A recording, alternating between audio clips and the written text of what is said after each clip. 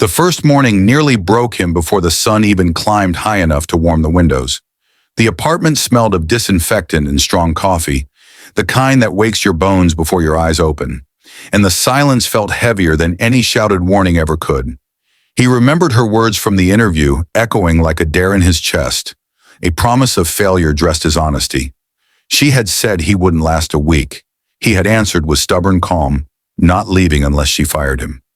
Standing there now, daylight spilling across the floor, he realized this wasn't just a job.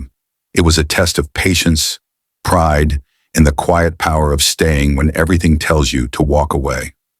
If you believe in kindness, in second chances, and in the idea that staying can change lives, take a moment to like this video, share it with someone who needs hope, comment your thoughts, and subscribe to the channel Midnight Tales. Your support keeps stories like this alive. Armin Hale had taken the job because he needed it, yes, but also because he was tired of running from complicated people. He had spent years doing short-term caregiving assignments, moving from place to place, never staying long enough to be remembered. This one was different. The apartment was bright, filled with daytime light and carefully arranged furniture. Yet it felt guarded, as if every object had been positioned to keep the world at a distance. The woman he was hired to assist was Rhea Montrose, once a celebrated architect, now confined to a wheelchair after an accident that had taken more than just her ability to walk. Her reputation for being difficult was spoken in whispers during the hiring process, as if she were a storm best admired from afar. From the first day, the challenges came fast and unrelenting. Rhea's schedule was precise, her standards unforgiving. She noticed everything Armin did wrong, from the way he placed a glass on the counter to the angle of the curtains that filtered the afternoon sun. Her frustration filled the rooms like static, and though she rarely raised her voice, the tension in her posture said more than words ever could. Armin felt himself shrinking at times, wondering if he had been arrogant to think he could handle this. Still, each morning he returned, guided by the quiet belief that people who push hardest are often the ones most afraid of being left behind. Days passed in a rhythm shaped by effort and restraint. Armin learned to move through the apartment with care, to anticipate needs without asking, to respect silences instead of filling them. He noticed small details that others might miss, how Rhea paused by the window every afternoon, watching the city move without her, or how her hands tightened when she heard laughter drifting up from the street below. In those moments, Armin understood that her sharpness was armor, forged after a life she loved, had been ripped away in a single irreversible instant. The turning point did not come with drama, but with exhaustion. One bright afternoon, as sunlight painted soft shapes on the walls, Rhea struggled to transfer from her wheelchair. Her strength faltered, and for the first time the mask slipped. Armin stepped in smoothly, steadying her without making it feel like a rescue. There was no triumph in his expression, only quiet presence. In that shared breath, something shifted. The apartment seemed less like a battleground and more like a place where healing, however slow, might be possible. From then on, the days softened. Rhea still tested boundaries, still corrected and criticized, but there were moments of unexpected calm.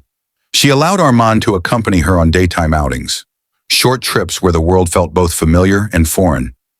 He listened as she pointed out buildings she had designed, her voice carrying a mix of pride and grief.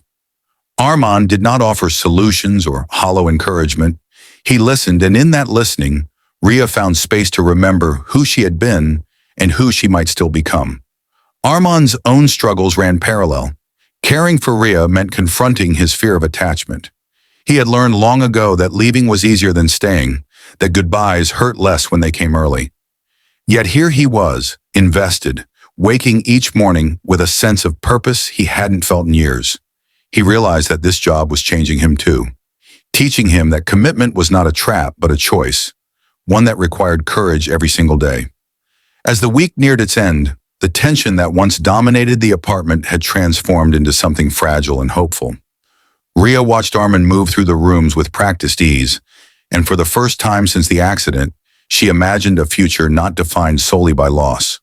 She did not say thank you in words, but in the way she allowed herself to rely on him, in the trust she placed in his steady presence during the long, sunlit hours. On the final day of that first week, daylight streamed through the windows brighter than ever, illuminating a truth they both felt but did not name. Armin was still there, not because he had to be, but because he chose to stay. Ria understood then that firing him would mean returning to a world where people left as soon as things became difficult. Keeping him meant risking connection, risking hope. Just before the story reaches its end, take a second and comment below what this journey means to you.